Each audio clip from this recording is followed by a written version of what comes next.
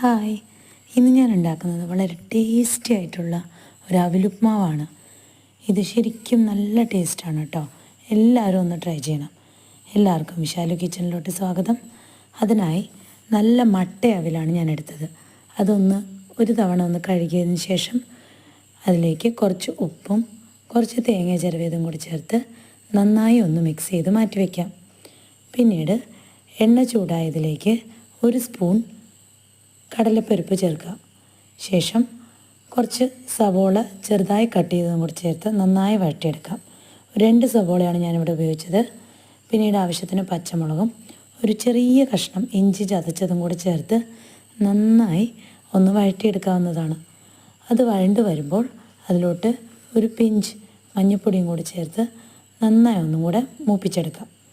ശേഷം ഞാൻ ഓൾറെഡി കുറച്ച് ക്യാരറ്റ് ചീവി വെച്ചിട്ടുണ്ട്. ആ ചീവിയ ക്യാരറ്റും കൂടി ചേർത്ത് നന്നായി മിക്സ് ചെയ്യാം. പിന്നീട് നമുക്ക് കുറച്ച് നിലക്കടല കൂടെ ചേർക്കാം. നിലക്കടല ഓൾറെഡി വറുത്ത നിലക്കടലയാണ്. അതിൻ്റെ തൊലി ഒന്ന് കൈകൊണ്ട് ഞെരടി ഒന്ന് ഊതിക്കളഞ്ഞാൽ പെട്ടെന്ന് തന്നെ തൊലി പോയി കിട്ടും. എന്നിട്ട് ആ നിലക്കടലയും അതിനോടൊപ്പം നിങ്ങളുടെ കയ്യിൽ കാഷ്യൂനട്ട് ഉണ്ടെങ്കിൽ അതും കൂടി ചേർക്കാം. ഇപ്പോൾ എൻ്റെ കയ്യിലില്ല, അതാണ് ഞാൻ ചേർക്കാതിരുന്നത്. അത് ഉടനെ തന്നെ നമ്മൾ നേരത്തെ മിക്സ് ചെയ്ത് വെച്ച അവിലും കൂടി ചേർത്ത് നന്നായി ഒന്ന് ഇളക്കാം. അപ്പോൾ തന്നെ ഗ്യാസ് ഓഫ് ചെയ്യേണ്ടതാണ്.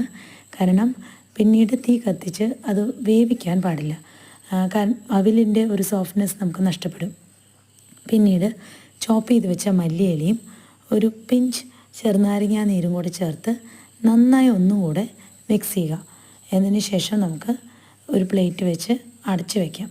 ഒരു 5 മിനിറ്റ് അതങ്ങനെ ആവിയിൽ തനിയെ അങ്ങനെ ഇരുന്ന് വെന്തോളും.